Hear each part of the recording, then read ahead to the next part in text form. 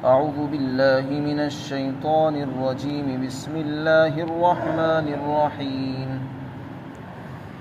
وذا النون إذ ذهب مغاضبا فظن أن لن نقدر عليه فنادى في الظلمات أن لا إله إلا أنت سبحانك إني كنت من الظالمين فاستجبنا له ونجيناه من الغم وكذلك ننجي المؤمنين۔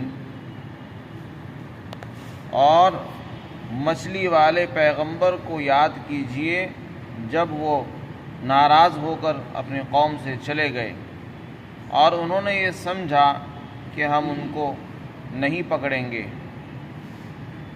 تو انہوں نے اندھیریوں کے اندر اللہ کو پکارا یہ کہہ کر کہ اللہ تیرے سوا کوئی معبود نہیں ہے، تیری ذات پاک ہے ہر عیب سے اور میں ہی ظالم ہوں۔ تو ہم نے ان کی دعا کو قبول فرمایا اور ہم نے ان کو گھٹن سے اور غم سے نجات عطا فرمائی، اور اسی طرح ہم ایمان والوں کو نجات دیتے ہیں۔ حضرات انبیاء کرام علیہم السلام کے واقعات کو اللہ تعالیٰ عبرت اور نصیحت کے لیے بیان فرماتے ہیں۔ اس سے پہلے بھی حضرت ایوب علیہ السلام کے صبر کا واقعہ ذکر فرمایا، اور ان آیات میں حضرت ذُنُّون یعنی حضرت یونس علیہ السلام کا واقعہ ذکر فرما رہے ہیں۔ حضرت یونس بن متیٰ مشہور پیغمبر ہیں۔ عراق کے علاقے موصل نامی بستی میں ایک گاؤں تھا جس کا نام تھا نینوا۔ اس بستی کی طرف وہ مبعوث ہوئے تھے۔ نینوا نامی بستی کی طرف ان کو نبی بنا کر بھیجا گیا۔ حضرت یونس علیہ السلام نے ان کو اللہ کی طرف بلایا، توحید کی دعوت دی، کفر اور شرک سے ان کو منع کیا، لیکن قوم نے سرکشی اختیار کی اور دعوت کو قبول نہیں کیا۔ سرکشی پر تلے رہے اور ان کی دعوت کو رد کر دیا، ٹھکرا دیا۔ اس کے بعد حضرت یونس علیہ السلام نے ان سے ناراض ہو کر، نا امید ہو کر کہہ دیا کہ 3 دن کے بعد تم پر اللہ کا عذاب آ جائے گا، اور آپ وہاں بستی کو چھوڑ کر نکل گئے۔ یہ آپ کا یہ کہنا کہ 3 دن بعد عذاب آئے گا، بظاہر یہ اللہ کے حکم ہی سے تھا، کیونکہ عذاب اللہ کے اختیار میں ہے، کسی بندے کے اختیار میں نہیں ہے عذاب کا بھیجنا۔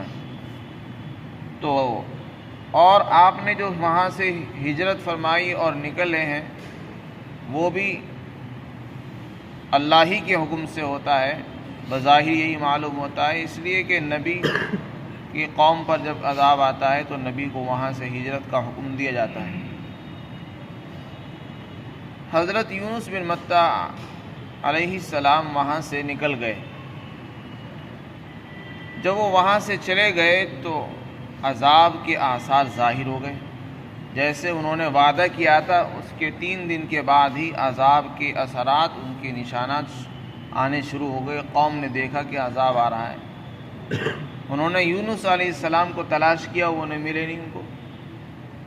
اس کے بعد وہ قوم اپنے بچوں کو، اپنے اولادوں کو، اپنے جانوروں کو، مویشیوں کو، سب کو لے کر جنگل کی طرف نکل گئے، اور بچوں کو ان کی ماؤں سے الگ کر دیا، جانوروں کے بچوں کو بھی ان کی ماؤں سے الگ کر دیا، اور انسانوں کے بچوں کو بھی ان کی ماؤں سے الگ کر دیا۔ بچوں نے ایک الگ سے شور ہنگامہ شروع کر دیا اور خود بھی رونے چلانے لگے، آہ زاری اور گریہ زاری میں مشغول ہو گئے۔ اللہ تعالیٰ نے ان کی توبہ کو قبول فرمایا اور ان کے اوپر سے عذاب کو ہٹا لیا۔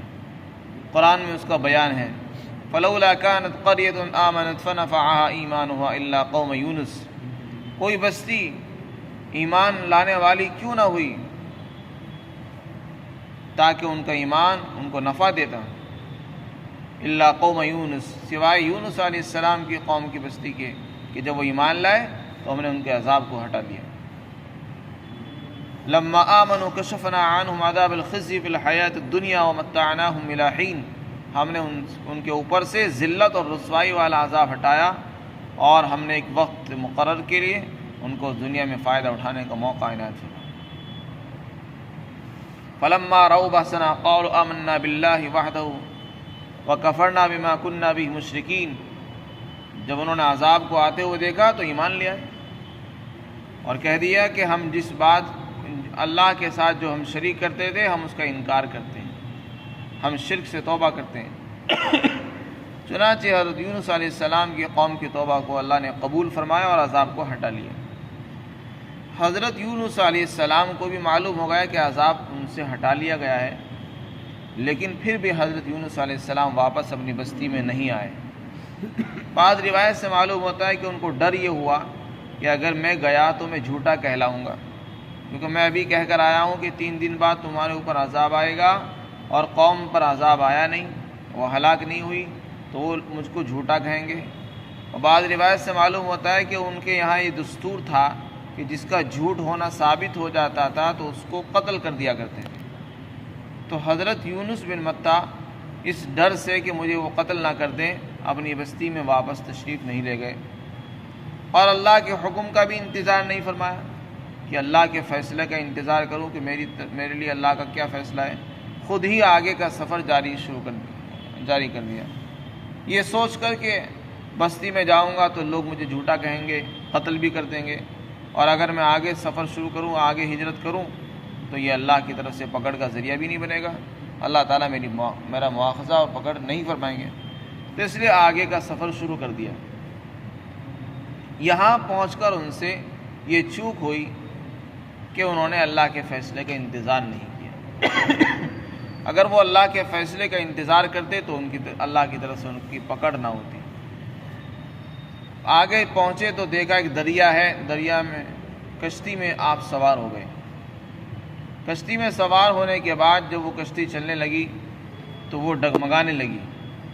ملاح نے کہا کہ کشتی والوں میں سے کسی ایک کو دریا میں کودنا پڑے گا، تم میں سے کسی ایک آدمی کو کم کر دیا جائے تاکہ کشتی کا جو بوجھ ہے وہ کم ہو اور کشتی ہلکی ہو جائے اور وہ ڈگمگانے نہ لگے۔ ایک آدمی اگر ہلاک ہو بھی جائے گا تو اس کی وجہ سے سارے لوگ بچ جائیں گے، ورنہ سارے ہی ہلاک ہو جائیں گے۔ اس سے بہتر یہ ہے کہ ایک آدمی دریا میں اپنے آپ کو دریا کے اندر اپنے آپ کو ڈال دے۔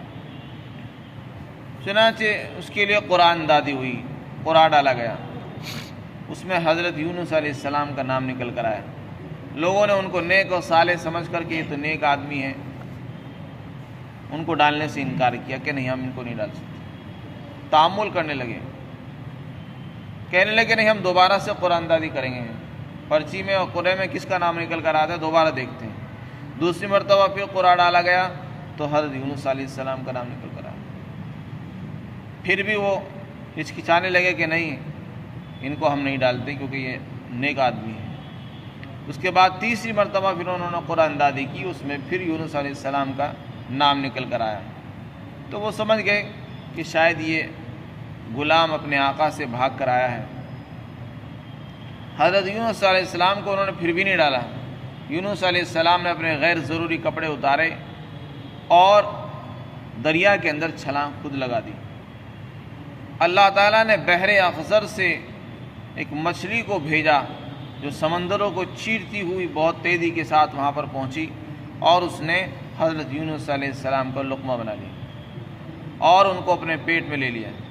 اللہ تعالیٰ نے اس مچھلی کے پاس وحی بھیجی کہ یہ یونس تیری غذا نہیں ہے بلکہ تیرا پیٹ ان کے لیے جیل خانہ اور قید خانہ ہے، اور یہ ان کی ایک طرح کی تعذیب اور سرزنش ہے اور ان کا ایک امتحان ہے، لہذا نہ تو ان کے گوشت کو کھانا اور نہ ان کی ہڈی کو کھانا، ان کو کوئی نقصان نہیں پہنچنا چاہیے، بس تیرا پیٹ ان کے لیے ایک جیل خانہ ہے۔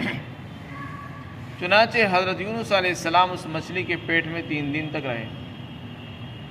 جب آپ وہاں پر پہنچے تو اندھیرا ہی اندھیرا، ایک تو سمندر کی تاریکی، سمندر کی تہہ میں اندھیرا ہوتا ہے اور رات کی اندھیری الگ، اور پھر مچھلی کے پیٹ کا اندھیرا الگ، 3 اندھیریوں کے اندر آپ نے وہاں بھی اللہ کی تسبیح کو جاری رکھا اور یہ فرمایا لا الہ الا انت سبحانک انی کنت من الظالمین۔ اس میں اللہ کی کبریائی اور تحلیل بھی ہے، اللہ کی بڑائی بھی ہے، اور اس میں اللہ کی پاکی بھی کا بھی بیان ہے، تسبیح بھی ہے، اور اس میں اپنے قصور کا بھی اعتراف ہے۔ تو یہ تینوں باتیں اس میں جمع تھی۔ تو آپ نے مسلسل اس تسبیح کو جاری رکھا، چنانچہ اس تسبیح کی بدولت اللہ تعالیٰ نے ان کی توبہ قبول فرما لی اور مچھلی کو حکم دیا کہ ان کو ساحل سمندر پر باہر پھینک دے۔ ساحل سمندر پر مچھلی نے ان کو باہر ڈال دیا۔ جب یونس علیہ السلام باہر تشریف لائے تو ان کا جو بدن تھا وہ بہت کمزور ہو چکا تھا، ان کی جلد اور جو کھال تھی وہ بہت معمولی کمزور ہو چکی تھی، ایسی ہو چکی تھی کہ اگر کوئی حشرات الارض میں کوئی جانور بھی ان پر بیٹھ جاتا تو وہ اس کو نقصان پہنچا سکتا تھا، کوئی مکھی مچھر۔ اس لیے اللہ تعالیٰ نے ایک درخت کو وہاں سے اگا دیا جس پر کوئی مکھی اور مچھر کوئی بھی جانور نہیں بیٹھتا تھا۔ اللہ تعالیٰ نے اس کی بدولت ان کی حفاظت فرمائی تاکہ ان کو طاقت مل جائے۔ چنانچہ کچھ دن کے بعد پھر وہ صحیح سالم ہو گئے اور اس کے بعد ان کو ان کی قوم کے پاس واپس بھیجا گیا۔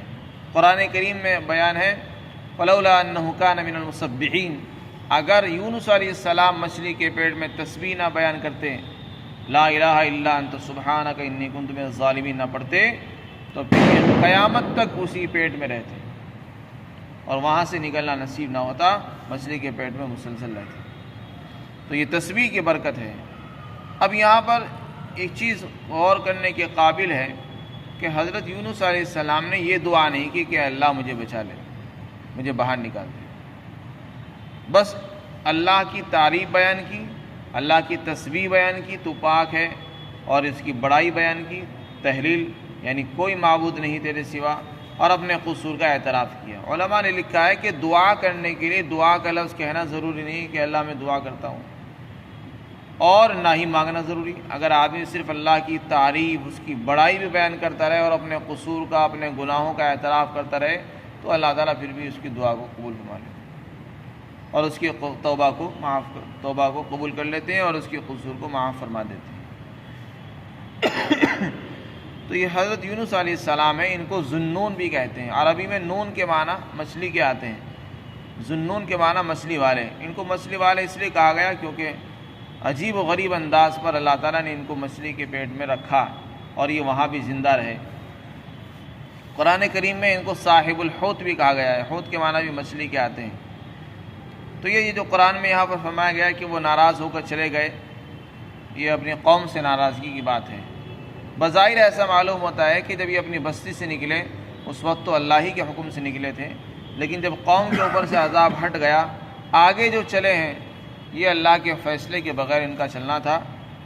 اگرچہ وہ بھی غلط نہیں تھا، لیکن انبیاء کی شان اور ان کے علو شان کے خلاف تھا۔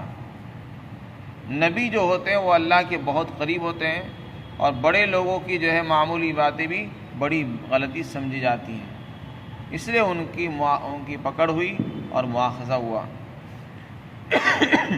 لیکن اللہ نے قرآن میں بیان فرمایا کہ ہم نے ان کو نیک بنا دیا، فجعلہ من الصالحین۔ جب انہوں نے اللہ کی تسبیح بیان کی تو پھر ہم نے ان کو ان کے قصور کو معاف بھی کر دیا اور ان کو صالح بنایا۔ لہذا اب ان کی برائیاں کرنا اور ان کی کمیوں کو بیان کرنا یہ کسی کے لیے جائز نہیں ہے۔ ہاں، قرآن کی آیت کی تفسیر میں اور حدیث کی شرح کے ذیل میں ان کا قصہ اگر کوئی بیان کرتا ہے تو اس کی گنجائش ہے۔ بلا وجہ انبیاء کرام کی معمولی لغزشوں کو، ان کی لذات کو، زلات کو ذکر کرنا یہ مناسب نہیں ہے، جائز نہیں ہے۔ تو لا الہ الا انت سبحانک انی کنت من الظالمین، یہ تسبیح بہت جامع ہے، جو شخص اس کو پڑھتا ہے اللہ تعالیٰ اس کی برکت سے اس کی توبہ قبول فرماتے ہیں۔ اللہ تعالیٰ فرماتے ہیں ہم نے ان کو گھٹن سے نجات عطا فرمائی۔ وہ جو ایک گھٹن میں تھے، اندھیری میں تھے، مچھلی کا پیٹ ایک گھٹن ہے، اس میں آدمی کا سانس گھٹ جاتا ہے، مرنے کے اندیشہ قوی ہو جاتا ہے، لیکن اللہ تعالیٰ نے ایسی گھٹن سے بھی اس کو نجات عطا فرما دی۔ وَكَذَلِكَ نُنْجِي الْمُؤْمِنِينَ، یہ تو حضرت یونس علیہ السلام کے ساتھ ہمارا معاملہ تھا، ہم ایمان والوں کے ساتھ اسی طرح معاملہ کرتے ہیں اور اسی طرح ہم نجات دیں گے۔ یعنی اگر وہ بھی اللہ کی پاکی بیان کریں گے اور اللہ کی بڑائی کریں گے اور اپنے قصور کا اعتراف کریں گے تو ہم ان کو بھی اسی طرح نجات عطا فرما دیں گے گھٹن سے۔ دنیا کی گھٹن اور مصائب کی گھٹن، تکالیف اور مشکلات اور بیماریوں کی گھٹن، ان ساری چیزوں سے اللہ تعالیٰ اس کو چھٹکارا عطا فرما سکتے ہیں۔ اللہ تعالیٰ ہم سب کو عمل کی توفیق عطا فرمائے۔